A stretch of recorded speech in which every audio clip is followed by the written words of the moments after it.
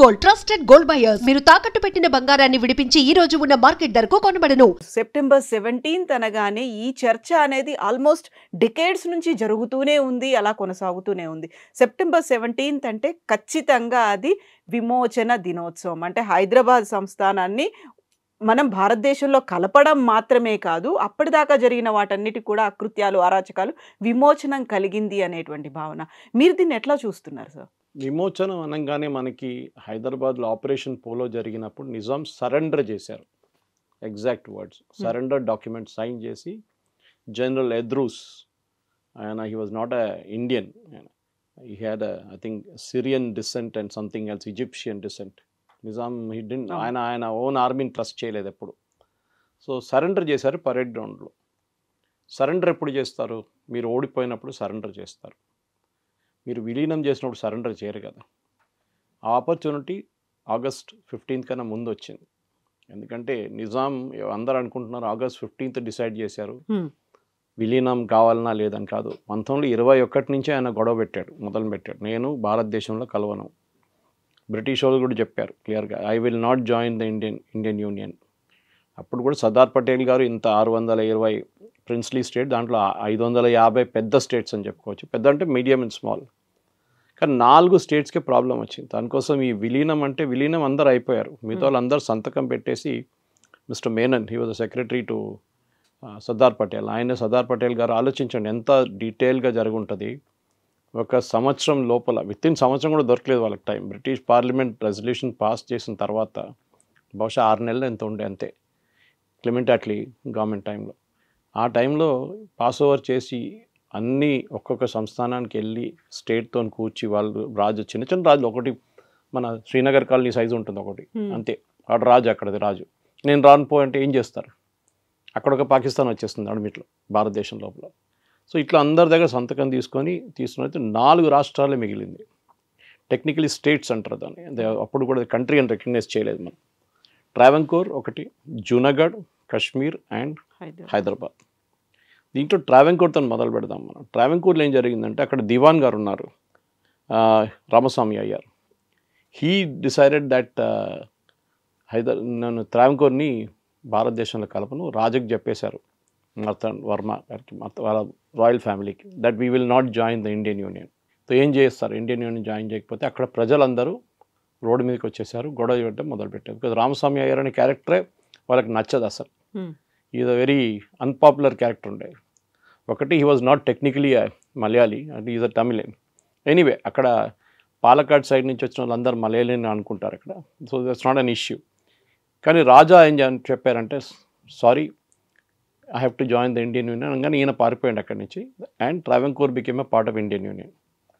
జూనాగఢ్ ఇటువైపు గుజరాత్లో, జూనాగఢ్ రాజా again same thing, Hindu, ఆయన ఒక ముస్లిం రూలింగ్ హిందూ ప్లేస్. ఆయనకి కూడా ఇదే కళలు ఉండే, పాకిస్తాన్లో చేరిపోతాను, పాకిస్తాన్తో ఉంటాను. ఈ సెకండ్ ఇన్ కమాండ్, ఆయన ప్రధానమంత్రిగా ఉన్న మనిషి జుల్ఫికార్ అలీ భుట్టో వాళ్ళ ఫాదర్ ఆ టైంలో. ఆయన ఇంకా పిల్లలు పెట్టాడు, మనం చేరకూడదు భారతదేశం. ఫైనలీ సర్దార్ పటేల్ గారు అల్టిమేటం ఇచ్చారు. ఇదంతా జరిగింది 47 తర్వాత ఇమీడియట్గా.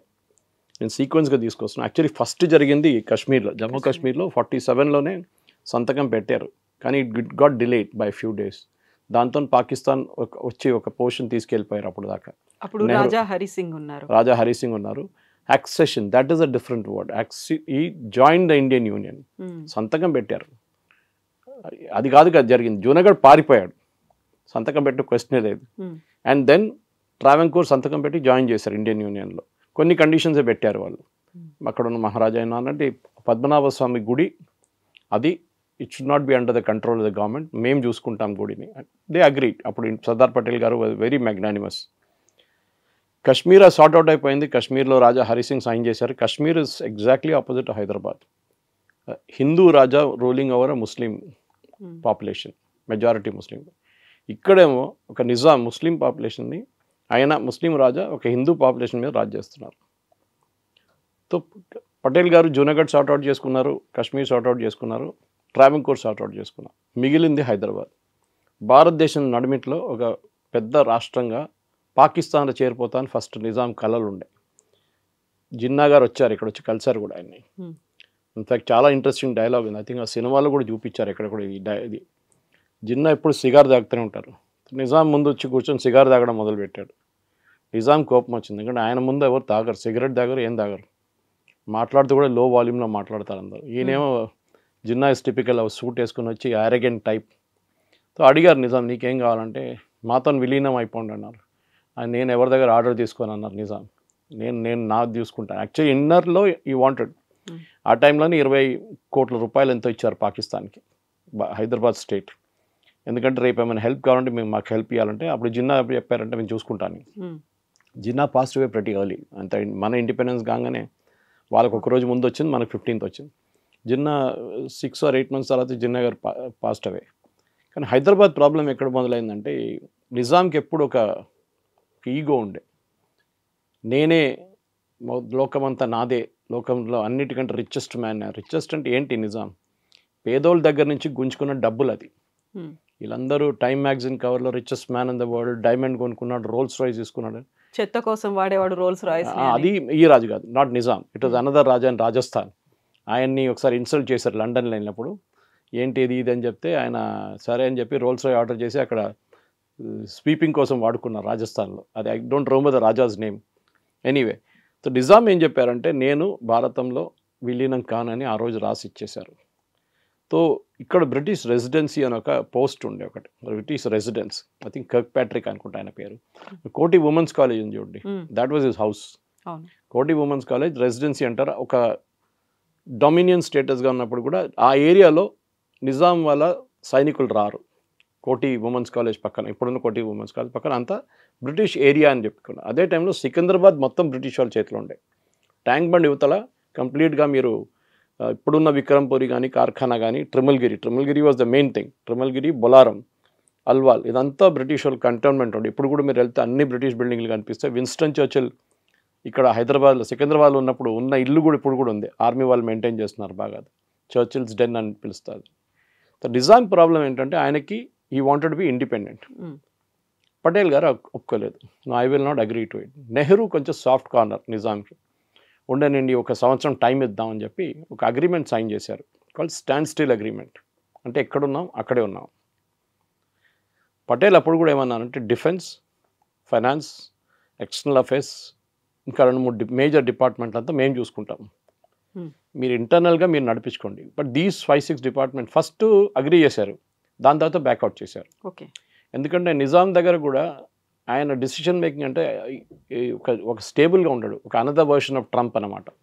ఒకరోజు ఒకటి చెప్తాడు, నెక్స్ట్ డే ఇంకోటి చెప్తాడు అన్నమాట. సో నిజాంకి ప్రాబ్లం అంటే లియాఖత్ అలీ కానీ వాళ్ళ ప్రధానమంత్రి కానీ, మిగతా దానికన్నా ముందు ఇంకో ప్రధానమంత్రి కానీ, వీళ్ళందరూ ఎవరు కిషన్ ప్రసాద్ వెళ్ళిన తర్వాత Hyderabad was never stable politically. Maharaj Krishna Prasad ఉన్నప్పుడు, వాళ్ళ ఫాదర్ ఉన్నప్పుడు, ఈ నిజాం కన్నా ఫాదర్, వాళ్ళ ఫాదర్ ఉన్నప్పుడు స్టేబుల్గా ఉన్నారు. ఐ థింక్ 5th నిజాం తర్వాత I was out of favour Kishan Prasadji.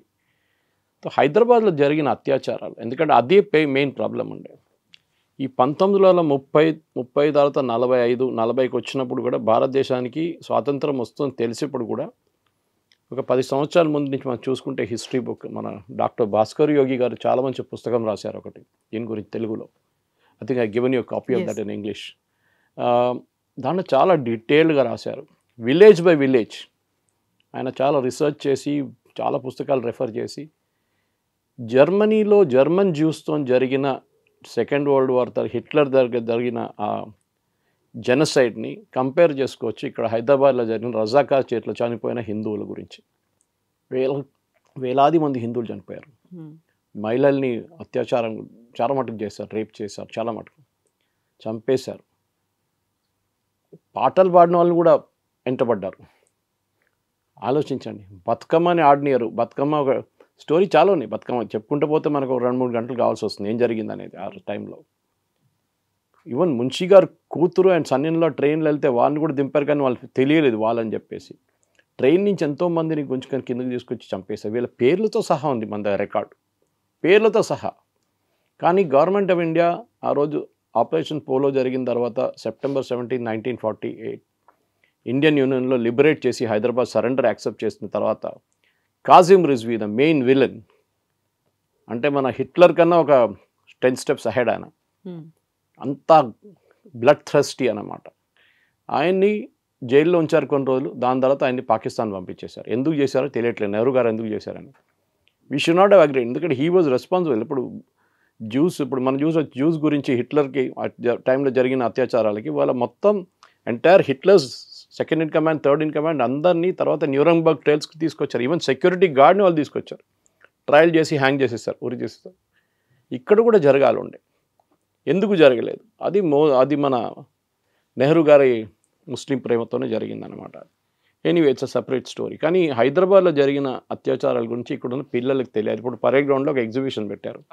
చాలామంది పిల్లలు వస్తున్నారు, బస్సులో వచ్చి చూసి వెళ్ళిపోతున్నారు. కానీ పిల్లలకి అసలు ఏం జరిగింది అనేది టెక్స్ట్ బుక్స్లో ఉండాలి. మన టెక్స్ట్ బుక్స్లో ఎక్కడ లేదు. టెక్స్ట్ బుక్లో మ్యాక్సిమం ఉంటుంది operation Polo, major general Chaudhuri, Rudra, ఇట్లాంటి పేర్లు మీకు వినిపిస్తుంది అంతే, రాజేందర్ సింగ్ జీ. కానీ అది 3 రోజులే ఉండే ఆపరేషన్ పోలో. 13th మొదలైంది, 17th ఫినిష్ అయిపోయింది. కానీ హైదరాబాద్ స్టేట్ అనగానే మన హైదరాబాద్ సిటీ అనుకోకూడదు. It was right till Manmad దాకా ఒకవైపు, ఇటువైపు బీదర్ వైపు. సో కర్ణాటక, మహారాష్ట్ర అండ్ తెలంగాణ, ఆంధ్ర వైపు ఎక్కువ లేకుండా టిల్ మెడ్రాస్. ఈ హైదరాబాద్ స్టేట్ని ఇక్కడ జరిగిన ఎంతమందిని చంపారని తీసి లిస్ట్ తీస్తే మీకు 2000 నుంచి 3000 మంది పేర్లు వస్తాయి మీకు. Recorded names from archives. వాళ్ళ ఫ్యామిలీస్ ఇప్పుడు కూడా మాకు తెలుసు ఏమేమి అత్యాచారాలు జరిగినాయి, ఎంతమందిని ఒకటేసారి చెట్టుకు వేలాడదీశారు, ఉరి తీశారు. అట్లాంటి చాలా ఇన్స్టెన్సెస్ ఉన్నాయి. మీరు చెప్పుకుంటూ పోతే పెద్ద పెద్ద స్టోరీస్ ఉన్నాయి దాని మీద. కానీ చాలా ఇంపార్టెంట్ ఏంటంటే అది మర్చిపోకూడదు ఎప్పుడు ఏం జరిగింది అనేది. Why did it happy? ఎందుకంటే నిజాంకి ఒక ఫోబియా ఏంటంటే, నేను హిందూ పాపులేషన్ మెజారిటీ ఉన్నారు కదా, నేను ముస్లిమ్స్ని తీసుకొస్తే ఇక్కడ ముస్లిం స్టేట్ అయిపోతుందని. ఆఫ్ఘాన్స్ని తీసుకొచ్చాడు, పష్తూన్స్ని తీసుకొచ్చాడు, బీహార్ యూపీ నుంచి, అప్పుడు బీహార్ యూపీ లేదనుకోండి, నార్త్ ఇండియా నుంచి ముస్లిమ్స్ తెచ్చుకున్నారు. వాళ్ళకి కాంట్రాక్ట్ ఇచ్చేసారు, మీరు ఏమైనా చేసుకోండి, ఇక్కడ అది చేసుకోండి, బిజినెస్ చేసుకోండి అని చెప్పి. ఎందుకు ఆఖరికి ఆయన పర్సనల్ బాడీ గార్డ్స్ కూడా ఆఫ్రికా నుంచి తెచ్చుకున్నారు. ఆఫ్రికన్ క్యావెలరీ గార్డ్స్ అంటారు, ఏసీ గార్డ్స్. మాసప్ టైప్ అక్కడ AC guard, that is where they use to stay originally, African cavalry guards. అంత భయం ఉండే ఆయనకి, ఒక ఫోబియా ఉండే. ఆయన మీద బాంబ్ దాడి చేశారు కింగ్కోటి దగ్గర, మనకు అందరికి తెలుసా స్టోరీ. కానీ దాంట్లో ఈ ఎస్కేప్డ్. నిజాం చేసిన అత్యాచారాలు, ఎందుకంటే ఆయన కాజిం రిజ్వీ మీద వేయడం కాదు. సో మీరు ఫైనల్ అనాలిసిస్లో అడగచ్చు, ఇది విలీనమా విమోచనమే. ఎందుకంటే Indian army had to fight it's way through. Vijayawada వైపు నుంచి, ఇక్కడ అప్పుడు బెజవాడ అంటారు, ఇటువైపు నుంచి కర్ణాటక వైపు నుంచి, మెడ్రాస్ వైపు నుంచి, షోలాపూర్ వైపు నుంచి 4 లింక్స్ ఆఫ్ ఇండియన్ ఆర్మీ వచ్చారనమాట. లాస్ట్ పరేడ్ గ్రౌండ్లో కలిశారు అందరు కలిసి. సో హైదరాబాద్లో స్టేట్లో జరిగిన అత్యాచారాల గురించి ఒక డీటెయిల్గా ఎంక్వైరీ జరగాల్సి ఉండే, ఇప్పుడు జరగలేదు. చాలామంది ఇప్పుడు ఎవరు లేరు అనుకోండి, ఆ జనరేషన్లో ఎవరు లేరు ఇప్పుడు. కానీ ఉన్నారు చాలామంది. దాశరథి పోయిటరీ ఆ టైంలో ఎంత బ్యూటిఫుల్ పోయిటరీ రాశారంటే తెలుగులో, భాస్కర్ గారి పుస్తకాలు ఉన్నాయి అదంతా. సో ఈ పిల్లలకి, ఇప్పుడున్న పిల్లలకి ఈ స్టోరీ చెప్పాలండి కవిత గారు. It is very very important. మన ఇండిపెండెన్స్ మూవ్మెంట్లో కూడా చూడండి, అహోం రాజుల గురించి ఎక్కడ ఒక మెన్షన్ లేదు. 800 సంవత్సరాలు అస్సాంలో కాలు పెట్టిన ముఘల్స్ని అహోం రాజులు. ఇక్కడ రాణి అబ్బక్క ఉల్లాల్ మ్యాంగ్లూర్ దగ్గర మొత్తం 3000 మంది పోర్చుగీస్ని చంపినాను, ఎక్కడ ఆమె మెన్షన్ లేదు. ఇది మన హిస్టరీ. ఎవరు రాశారు మన హిస్టరీ? ఇర్ఫాన్ హబీబు, రొమీలా థాపర్ లాంటి వాళ్ళు లెఫ్టిస్ట్. ఇక్కడ కూడా లెఫ్టిస్ట్. ఎందుకంటే ఆంధ్ర మహాసభ గురించి ఇక్కడ మన అందరికి తెలుసు. హైదరాబాద్ స్టేట్లో ఆ టైంలో స్వామి రామానంద తీర్థ కాంగ్రెస్ చీఫ్గా ఉండి ఆయన చేసిన పోరాటాలు చాలా ఉన్నాయి. కానీ ఇక్కడ అందరికన్నా దుర్మార్గం పనిచేస్తున్న కమ్యూనిస్ట్ వాళ్ళు రష్యాకి వెళ్ళారు ఆ టైంలో. ఇక్కడ నడుస్తున్న గొడవకి తెలిసిపోయింది వాళ్ళకి, ఇప్పుడు భారతదేశానికి స్వాతంత్రం వచ్చేస్తుంది, హైదరాబాద్ విలీనం అయిపోతుంది, మనం ఏం చేయాలి, మన రోల్ ఏమైపోతుందని స్టాలిన్ వెళ్ళి కలిశారు రష్యాలో. మన దగ్గర నుంచి ఒక డెలిగేషన్ వెళ్ళింది అక్కడికి. స్టాలిన్ ఒక మ్యాప్ తీసి, అప్పుడున్న హైదరాబాద్ స్టేట్ మ్యాప్ తీసి, ఇక్కడ నుంచి నాకు సీ రూట్ చూపించండి అని చెప్పారు. సముద్రం ఎక్కడ ఉంది? సముద్రం లేకుండా ఏ దేశం బతకలేరు. నేపాల్ పరిస్థితి చూస్తున్నాం కదా ఇప్పుడు. సముద్రం కావాల్సిందే, ఎందుకంటే అక్కడి నుంచి మనకు యాక్సెస్ ఉంటుంది, అన్ని షిప్స్ వస్తుంది, మిగతా అన్నీ వస్తుంది. లేదని చెప్పారు. దాంతో నేనేం చేయను చెప్పేసి ఆయన రిజెక్ట్ చేశారు. కానీ మన వాళ్ళు తిరిగి వచ్చి స్టాలిన్ చాలా హ్యాపీ ఉన్నారని చెప్పారు. కానీ వాళ్ళు అక్కడి నుంచి ఒక స్టేట్మెంట్ ఇష్యూ చేశారు, స్టాలిన్ హెస్ రిజెక్టెడ్ హైదరాబాద్స్ వీళ్ళేమనుకున్నారు, రష్యన్స్ హెల్ప్ తీసుకొని రష్యన్ టెరిటరీని భారతదేశంలో క్రియేట్ చేద్దామని చెప్పి కమ్యూనిస్ట్ క్యూబా లాంటి ఇప్పుడున్న నార్త్ కొరియా లాంటి ఒక దేశం తయారు చేద్దాం భారతదేశం నడిమిట్లో, ఒక కమ్యూనిస్ట్ హార్ట్ ల్యాండ్. నిజాం ఏమో ఇస్లామిక్ అంటున్నారు, ఈయనేమో కమ్యూనిస్ట్ అంటున్నారు. నిజాం ప్రాబ్లం ఏంటంటే ఆయన క్యాలిఫేట్ క్లెయిమ్ చేస్తున్నారు. ఆల్రెడీ టర్కిష్ క్యాలిఫేట్ పోయింది ఆ టైంకి. సో ఒక లీడర్ అది ముస్లిం వరల్డ్ అని చెప్పి నేను అయిపోతాను అనుకున్నారు ఆయన, కానీ ఆయనకు కాలేదు. ఇప్పుడు చాలామంది అంటారు నిజాం రైల్వే ట్రాక్లు కట్టారు, కాయిన్స్ ఇంట్రడ్యూస్ చేశారు, మింట్ కాంపౌండ్ దగ్గర ఎలక్ట్రిసిటీ స్టేషన్ పెట్టారు.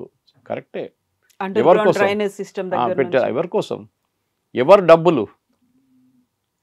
చాలా మట్టుకు మీరు చూస్తే బ్రిటిష్ వాళ్ళతోనే చేపించారు ఇదంతా. ఇప్పుడు బొలారం రైల్వే స్టేషన్ ఉంది, చాలామంది అడుగుతారు బొలారం పేరు ఎట్లా వచ్చిందని. అప్పుడు రైల్వే ట్రాక్ ఎత్తుకుని పోతున్న వాళ్ళని, వాళ్ళు చాలా హెవీ ఉంటుంది కదా, మెషిన్ ఏం లేదు ఆ టైంలో, ఎత్తుకెళ్ళాలి రైల్వే ట్రాక్, పెద్ద పెద్ద పట్రీలు, బోలోరామ్ అంటారు వాళ్ళు. సో అట్లా చెప్పుకుంటే అది బొలారం అయిపోయింది అక్కడ. సో అట్లాంటి చాలా స్టోరీస్ ఉన్నాయి. సో బ్రిటిష్ వాళ్ళు డెవలప్ చేసింది చాలా మటుకు ఇన్ఫ్రాస్ట్రక్చర్ మన దగ్గర ఉంది. కానీ హైదరాబాద్లో జరిగిన అత్యాచారాలకి ఇవాళ దాకా ఎవరు జవాబు చెప్పట్లేదు. ఇప్పుడు ఓవైసీ గారు ఏమంటారంటే, యాక్చువల్లీ ముస్లిం చంపారు చాలామంది, సుందర్లాల్ కమిషన్ అని చెప్పి ఏదో కమిషన్ పెట్టారు నెహ్రూ. ఆ కమిషన్ రిపోర్ట్ని మీరు బయటికి తీయండి, దాంట్లో ముస్లిమ్స్నే హిందువులు చంపారని చెప్పి. అది ఎట్లా అవుతుందండి? నిజాం పరిపాలిస్తున్నాడు, కాజిం రిజ్వీ రజాకార్లు ఉన్నారు, వేలాది మందిని చంపితే హిందువులు ఎట్లా చనిపోయారండి? హిందువులే చంపారు వాళ్ళు, ముస్లిమ్స్ ఎట్లా చనిపోయారు మళ్ళీ? అది ఏమైందంటే ఇండియన్ ఆర్మీ వస్తున్నప్పుడు ఇండియన్ ఆర్మీ చాలామంది రజాకార్లని చంపారు. విజయవాడ వైపు కానీ బెజవాడ వైపు నుంచి వచ్చినప్పుడు కానీ ఇక్కడ బీబీనగర్ దగ్గర చాలా మటుకు బ్రిడ్జులు వీళ్ళు పేల్చడానికి ట్రై చేశారు. దాంట్లో చాలామంది వాళ్ళే చనిపోయారు, బాంబులు ముందే వెళ్ళిపోయిందనమాట. అది కాకుండా బీదర్ ఎయిర్ ఫోర్స్ దాని మీద బాంబింగ్ చేశారు ఇండియన్ ఎయిర్ ఫోర్స్. అప్పుడు ఇండియన్ ఎయిర్ ఫోర్స్ చాలా న్యూగా కొత్తదండి, అప్పుడు ఒక సంవత్సరం కూడా కాలేదు. సో మన in fact the commander of the operation butcher was a Britisher. And ఆయన పటేల్ గారు పిలిచి హైదరాబాద్లో ఆపరేషన్ పోలో స్టార్ట్ చేయండి అని చెప్పారు. అప్పుడు ఈయనేమన్నారు, నా 13th స్టార్ట్ ఎట్లా చేస్తాం సార్, 13th అన్లక్కీ నెంబర్ అని చెప్పారు. సో గుజరాతీస్కి 13 is a lucky number. Patel గారు చెప్పారు 13th ఎందుకు, మాకు లక్కీ నెంబర్ ఇవాళ స్టార్ట్ చేసుకోని చెప్పారు ఆపరేషన్ పోలో. నీకు అంత ప్రాబ్లం ఉంటే 12వ తారీఖు స్టార్ట్ చేద్దాం అన్నాను. బుచ్చర్ అగ్రీ చేయలేదు. Bucher said no, I will not participate. అనగానే పటేల్ గారు రాజేందర్ సింగ్కి కమాండ్ ఇచ్చారు, యు గో అని చెప్పారు. ఇప్పుడు కూడా బొలారంలో యాప్రాల్ వైపు పెద్ద ఇన్స్టిట్యూట్ ఉంది, RSI institute, Rajender Singh institute is named after him. So హైదరాబాద్లో జరిగిన ఆ అల్లర్ల గురించి ఇక్కడున్న ప్రజలకి అస్సలు ఏ ఐడియా లేదు. కే ముంచి గారు ఒక బుక్ రాశారు, దాన్ని తెలుగు ట్రాన్స్లేషన్ చేసి రాకా సుధాకర్ గారు రేపు అనుకుంటాను 17th రోజు భద్రకా కాలేజీలో ఫంక్షన్ పెట్టారు, రిలీజ్ దాన్ని తెలుగు వర్షన్ అనమాట. ఇది చదవాలండి, ఇట్లాంటి బుక్లు భాస్కర్ యోగి బుక్లు కానివ్వండి, రాకా సుధాకర్ గారు ట్రాన్స్లేట్ చేసిన కేఎం మున్షి గారి బుక్ అని అందరూ చదవాలి. ఎందుకంటే K M Munshi was Hyderabad's agent, Indian government agent in Hyderabad. మనందరూ తెలుసు భారతీయ విద్యాభవన్ స్టార్ట్ చేసింది మున్షి గారు. ఆ టైంలో కూడా సైనిక్పురి దగ్గర చాలా పెద్ద స్కూల్ కట్టారు ఆయన అది ఆ టైంలో. సో మనం హైదరాబాద్ డిస్ప్యూట్ లేదు, విలీనం కాదు, విమోచనమే జరిగింది. కానీ ఏం జరిగిందనేది 10 మంది చెప్తేనే అందరికి అర్థమవుతుంది. ఎన్ని అత్యాచారాలు చేస్తారు, బీబీనగర్ దగ్గర ఏం చేశారు ఆ రోజు, ఇప్పుడు కూడా మీరు అనుకుంటారు మస్జిద్ ముందెళ్ళి పాట పాడకూడదు అని చెప్పి గొడవ ఇప్పుడు కూడా నడుస్తుంది చాలా చోట్ల. ఇది 1920లో కూడా ఈ ప్రాబ్లం ఉండే, అప్పుడు కూడా గొడవ నడుస్తుండే. ఎప్పుడు హిందూస్కి రైట్స్ లేకుండే, అప్పుడు వీళ్ళకే రైట్స్ అంతా. ఎందుకంటే ఏమైనా అంటే పోలీసు వాళ్ళంతా వాళ్ళ చేతిలో ఉన్నారు, గవర్నమెంట్ నిజాందే, నిజాం వాజ్ పవర్లెస్, గవర్నమెంట్ నడిపిస్తుంది రజాకార్ నడిపిస్తుంది కాజిం రిజ్వీ చెప్పిన మాటలు అందరు వింటారు. Even Liaquat Ali last prime minister of హైదరాబాద్ని అపాయింట్ చేసింది కాజిం రిజ్వీ. ఆలోచించాను, అంత పవర్ఫుల్ ఉన్నారు ఆయన ఆ టైంలో. నిజాంకి సరెండర్ చేయడానికి మన ఆల్ ఇండియా రేడియో, మన పబ్లిక్ గార్డెన్స్ ముందు ఆల్ ఇండియా రేడియోలో, డెక్కన్ రేడియో దాని పేరు, ఆ టైంలో అనౌన్స్ చేయడానికి వెళ్ళారు, నేను సరెండర్ చేస్తున్నాను అని చెప్పి. ఆపారు కాజిం రిజ్వీ, మీరు సరెండర్ చేయకూడదు అని చెప్పేసి. ఆలోచించండి, అంత పవర్ఫుల్ ఉండే ఆయన. కానీ ఇల్ ప్రిపేర్డ్ ఆర్మీ, ఎందుకంటే వాళ్ళ దగ్గర ఎక్కువ ఏం చెప్తారు ఆయుధాలు లేవు, ఏం లేవు. సిడ్నీ కాటన్ అని ఒక బ్రిటిషర్ ఉండే, ఆయన మన Hakimpet Bidar air force base use చేసి, ఆ టైంలో కూడా ఉంది హకీంపేట్ బీదర్ అంతా, అక్కడ ఆయుధాలు తీసుకొని ట్రై చేశారు, తీసుకొచ్చారు కానీ వాడలేకపోయారు అది ఇండియన్ ఆర్మీ వచ్చేదాకా. సో హైదరాబాద్ ఈ విలీనం అని చెప్తారు కమ్యూనిస్ట్ వాళ్ళకి, కానీ కమ్యూనిస్ట్ వాళ్ళు లాస్ట్ ఆ లైన్ యూజ్ చేశారు. That's irony of it. విమోచనానికి కొట్లాడిన కమ్యూనిస్టులు ఆంధ్ర మహాసభ నుంచి బయటికి వచ్చి వాళ్ళు ఫస్ట్ దాంట్లో ఉన్ని దూరిపోయారు మెల్లగా. మన కాంగ్రెస్ వాళ్ళకి తెలియదు వీళ్ళు కమ్యూనిస్ట్ వాళ్ళు ఎట్లా గేమ్ ఆడతారని. లాస్ట్కి వాళ్ళకి తెలిసింది. అది చాలా పెద్ద పెద్ద ఫిగర్స్ ఉన్నారు, కొండా లక్ష్మణ్ బాపూజీ గారు కానివ్వండి, కేవీ రంగారెడ్డి గారు, పెద్ద పేర్లు చెప్పుకుంటే పోతే మేధావులు ఉన్నారనమాట. కానీ ప్రాబ్లం వాజ్ ఈ కమ్యూనిస్ట్ వాళ్ళు ఏం చేశారు, మొత్తం మూమెంట్ని హైజాక్ చేసేసారు. నిజాం వ్యతిరేకంగా కొట్లాడే బదులు ట్రాక్ మార్చేసి జమీందారులు, పట్వారీలు, దేశ్ముఖీలు వీళ్ళు పెద్ద నిజాం కన్నా డేంజరస్ అని చెప్పి కమ్యూనిస్ట్ వాళ్ళు వాళ్ళ మీద దాడి చేయడం మొదలుపెట్టారు. తెలంగాణ సాయుధ రైతాంగ పోరాటం అనేది కూడా కరెక్ట్. ఇప్పుడు ఆలోచించి అదే నక్సలిజం తర్వాత నక్సలిజంగా మారింది. కమ్యూనిస్ట్ వాళ్ళకి ఇనిషియల్ ఏముండంటే నేను చెప్పినట్టు వాళ్ళకి కమ్యూనిజం ఇక్కడ ఒక కమ్యూనిస్ట్ స్టేట్ తయారు చేయాలని ఉండే వాళ్ళ స్ట్రాటజీ. నిజాం ఎట్లని పోతాడులే, భారతదేశంలో విలీనం కాకూడదు, ఇది కమ్యూనిస్ట్ స్ట్రాటజీ ఉండే ఆ టైంలో. మగ్దున్ మొయిదీన్ చాలామంది ఉన్నారు పేర్లు చెప్పుకుంటూ పోతే. సో కమ్యూనిస్ట్ వాళ్ళ రోల్ కూడా దీంట్లో ఎగ్జామిన్ చేయాల్సింది, ఎందుకంటే again it's a big subject. వాళ్ళు చేసిన అత్యాచారాలు, వాళ్ళు చేసిన కుట్రలు చాలా ఉన్నాయి దీంట్లో. భారతదేశంతో ఉన్న మనుషులు ఒకరోజు ట్రాకే మార్చేశారు. MIM party communal MIM party అందరూ హిందువులు చంపుతున్నారని చెప్పి ఎంఐఎం పార్టీని ఒక్కటే రోజులో మొత్తం ట్యూన్ మార్చేసి ఎంఐఎం చాలా secular party, MIM should be respected అని చెప్పి స్టోరీ మార్చేశారు కమ్యూనిస్ట్ వాళ్ళు. I'm talking of 1930, 1940. ఇది కమ్యూనిస్ట్ వాళ్ళ యాక్చువల్ రోల్. సో ఇక్కడున్న ఆర్య సమాజ్ కానివ్వండి, Arya Samaj had a great role, చాలా పెద్ద రోల్ ప్లే చేశారు ఆర్య సమాజ్. కాంగ్రెస్ కూడా మనం క్రెడిట్ ఎక్కడ ఇంగ్లీష్లో అంటారు give credit where it is due అని చెప్పి, కాంగ్రెస్ వాళ్ళు కూడా స్వామి రామానంద తీర్థ కానీ మిగతా వాళ్ళందరూ they really fought for it. చెప్పుకుంటూ పోతే పెద్ద లిస్ట్ ఉంది కాంగ్రెస్ లీడర్స్ కూడా. కానీ ఆ టైంలో జరిగిన దాంట్లో ఆర్య సమాజ్ని పక్కన పెట్టారు. తర్వాత కమ్యూనిస్ట్ వాళ్ళు అందరికన్నా పెద్ద గొడవ కమ్యూనిస్ట్ వాళ్ళు ఏం భయం ఉండంటే హిందువులు కంప్లీట్ యునైటెడ్ అయిపోతారు. అప్పుడు ఒక జనసంఘ్ లేదు, ఎవరు లేరు ఆ టైంలో. Arya Samaj was representing Hindus ఆ టైంలో. ఆర్య సమాజ్కి రోల్ ఇవ్వకూడదు, ఆర్య సమాజ్ దీంట్లో రోల్ లేదని చెప్పాలని చెప్పి వాళ్ళు చాలా ట్రై చేశారు. అది మనకు అందరికి తెలుసు ఆర్య సమాజ్ ఏం చేశారు ఆ టైంలో. వాళ్ళు స్పెషలీ గర్వాపసి చేయడంలో చాలా మటుకు వాళ్ళు ట్రై చేశారు ఆ టైంలో. అది కాకుండా హిందువుల్ని జాగృతం చేయడానికి ఎక్కడెక్కడ వరంగల్ నుంచి మొత్తం తెలంగాణ మొత్తం వాళ్ళు తిరిగారు వాళ్ళ ట్రూప్స్. ఎక్కడెక్కడ వాళ్ళ దాంట్లో కూడా చాలామందిని చంపారు రజాకారులు. సో ఆర్య సమాజ్ రోల్తోనే కాంట్రవర్సీ స్టార్ట్ అయింది. ఆంధ్ర మహాసభని ఫస్ట్ ఉన్న ఎడిషన్లో, సెకండ్ ఉన్న edition, third, fourth conference, fifth conference అది బాగా జరిగింది. కానీ లాస్ట్కి వచ్చేదాకా మొత్తం స్టేజ్ మీదే కొట్టుకున్నారు. They said we are nothing to. ఇంకా చెన్నారెడ్డి గారు అందరూ ఉన్న టైంలో వీళ్ళు వెళ్ళిపోయారు స్టేజ్ మీద నుంచి, కాంగ్రెస్ లీడర్స్ అందరూ. మాకు వద్దు, వీళ్ళతో అసలు సంబంధమే లేదని చెప్పి ఆంధ్ర మహాసభతో మనం కమ్యూనిస్ట్ వాళ్ళు హైజాక్ చేసుకున్నారని చెప్పి. So forget the story of surrender జరిగింది.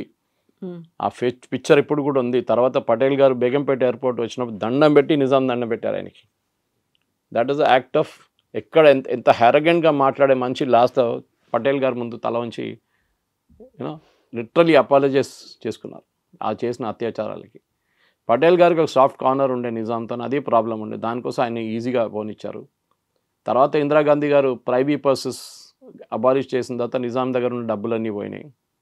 నేను ఇప్పుడు కూడా చెప్తున్నానండి, నిజాంకి డబ్బులు ఎందుకు ఇచ్చారు మళ్ళీ రిటర్న్. మనకు ఇప్పుడు కూడా అంటాం జేకబ్ డైమండ్ ఉంది 400 కోట్లు. ఎవరు డబ్బులు అండి, ఎవరబ్బా సొమ్ములు ఇదంతా, ఎవరయ్యే సొమ్ములు ఇదంతా ప్రజల సొమ్ము. అది తీసుకొని ఆడుకున్నారు వీళ్ళు.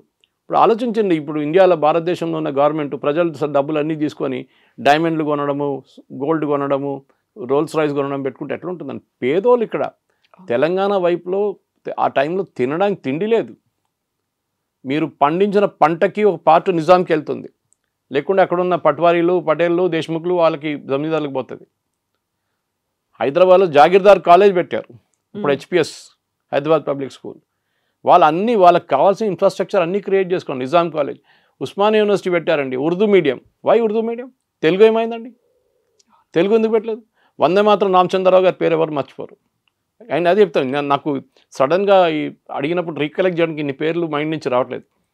ఆ రోజు కొట్లాడిన చాలామంది, నరసింహారావు గారు ఉన్న ఎడ్యుకేషన్ కూడా ఆ టైంలో ఉస్మానియా యూనివర్సిటీలో జరిగింది. ఎందుకు ఉర్దూ? ఎందుకంటే హీ వాంటెడ్ ఉర్దూస్తాన్, దీన్ని ఉస్మానిస్తాన్గా మారుస్తాను నేను హైదరాబాద్ అని చెప్పిన మంచి ఈ నిజాం. కానీ ఆయన కళ్ళల మీద మొత్తం పోయింది ఆపరేషన్ పోలోతో. ఎందుకని ఎప్పుడు అనుకోలేదు పటేల్ గారు ఇట్లాంటి ఒక డిసిషన్ తీసుకుంటారు. ఎందుకంటే Nehru was supporting all through. Nehru ఎప్పుడు చెప్పారు నిజాంకి ఏం కాదులే అని చెప్పి. ఎవరు వాళ్ళని యునైటెడ్ నేషన్ పంపించడానికి రెడీగా ఉన్నారని భారతదేశం ఎందుకు అంగీకరించుకున్నారు? అక్కడే అబ్జెక్ట్ చేయాలండే that you cannot go to United Nations, you are a part of India అని చెప్పలేదు. నెహ్రూ గారు సాఫ్ట్ కార్నర్. కశ్మీర్ మన దగ్గర నుంచి ఇప్పుడు పోయిన పాకిస్తాన్ ఆక్యుపైడ్ కశ్మీర్ ఆ రోజు 2 రోజుల ముందు డిసిషన్ తీసుకుంటే ఆ టెరిటరీ మన చేతిలో ఉంటుండే. అప్పుడు పటేల్ గారు చెప్పారు జవహర్ తుమ్ జో కల్ రే బహుత్ బడా గల్తీ కర్ రే. ఆర్టికల్ 370 కూడా అంతే. ఇదంతా చేసిన నెహ్రూ పని ఆ టైంలో. హైదరాబాద్ ఈజీగా మీరు 48 దాకా వెయిట్ చేయక్కర్లేదు, 47లోనే మనకు వచ్చేస్తుండే. చాలామంది చంపిన వాళ్ళు వీళ్ళు రజాకాలు చంపిన చాలామంది బతుకుంటుంటాయి ఆ టైంలో. కానీ we gave them a lot of freedom. అది ఎన్నో అత్యాచారాలు ఒక్కొక్క ప్లేస్ది పరకాల కానివ్వండి మిగతా ప్లేస్లు అన్నీ దాన్ని ఇప్పుడున్న పిల్లల్ని తీసుకెళ్ళి అక్కడ తీసుకెళ్ళి చూపించాలండి. తెలంగాణలో ఈ స్కూల్లో పిల్లల్ని తీసుకెళ్ళండి, వాళ్ళకి చూపించండి ఇక్కడ జరిగింది, చెట్టు మీద ఎంతమందిని ఎక్కించారని చెప్పేసి, ఎంతమందిని ఊరేసి అక్కడ చంపారు అని. అది కదా that history is not known today. ఇప్పుడున్న పిల్లలకి తెలియదు అదంతా, ఎందుకంటే దాచిపెట్టేస్తారు. ఎందుకంటే అప్పుడే కమ్యూనల్ అయిపోతుంది. దానికోసం ఈ డిబేట్ అంతా ఎందుకు, విలీనమా అదా ఇది, ఎందుకంటే ఇప్పుడు కూడా రజాకార్ అంటే ఎంఐఎం అంతా సేమ్ కనెక్షనే కదా వాళ్ళది. Owaisi is a sophisticated Razakar అంతే, ఇంకేం లేదు. What ever said and educated barrister అట్లా. సో ఆయన మాట్లాడుతున్నాడు, అందరికి అనిపిస్తుంది చాలా మంచి ఎడ్యుకేటెడ్, మంచి మోదీ గారు పంపించారు ఆయన్ని అబ్రాడ్ ఆపరేషన్ సింధూర్ తర్వాత. It's all correct. కానీ హిస్టరీ ఎప్పుడు మర్చిపోకూడదు. వాళ్ళ పూర్వీకులు ఏం చేశారు మన మీద, హిందువుల మీద ఎంత అత్యాచారాలు చేశారు, మన మహిళలు ఎంతమంది చెప్పారు. ఆ పాట మర్చిపోకూడదు, బండెనక బండి కట్టి 16 బండ్లు కట్టి అని. అది ఎక్కడి నుంచి వచ్చింది అంతా? There is a dispute on who road the song, అది డిఫరెంట్. అందరూ తెలిసి ఎవరు రాశారంటే దాని తర్వాత కమ్యూనిస్ట్ వాళ్ళు అక్కడ కూడా క్రెడిట్ కొట్టడానికి ట్రై చేశారు వాళ్ళు. సో అప్పుడున్న అరెగెన్స్ కోసం, అప్పుడున్న మీరు ఇది కేరళలో చూడండి, అక్కడ జరగలేదు. ఇది తమిళనాడులో మీరు విన్నారు, అక్కడ లేదు ఈ ప్రాబ్లం. ఇది ఉన్నది తెలంగాణ రీజన్. అంటే బేసిక్లీ మన ఓల్డ్ హైదరాబాద్ స్టేట్, ఇప్పుడు మన హైదరాబాద్ కర్ణాటక అంటాం, మనం మహారాష్ట్ర, వాళ్ళు జరుపుకుంటున్నారండి ఎన్నో సంవత్సరాల నుంచి. దే ఆర్ డూయింగ్ విమోచన దినం. మన దగ్గర ఇక్కడ పెట్టమంటే ఏడుస్తున్నారు. బీజేపీ వచ్చిన తర్వాత, మోదీ గారు వచ్చిన తర్వాత పెట్టారు. ఇప్పుడు అది కూడా వాళ్ళు వచ్చిన తర్వాత చాలా సంవత్సరాల తర్వాత పెట్టారు ఒఫీషియల్ ఫంక్షన్గా. ఎందుకు చేయట్లేదు అప్పుడు? ఎందుకు భయపడుతున్నారు? గోవా లిబరేషన్ జరిగిందండి, 60s జరిగింది. గోవా చాలా తర్వాత ఇండియాలో వచ్చింది. అక్కడ కూడా ఆర్మీని యూజ్ చేయాల్సి వచ్చింది మనకి.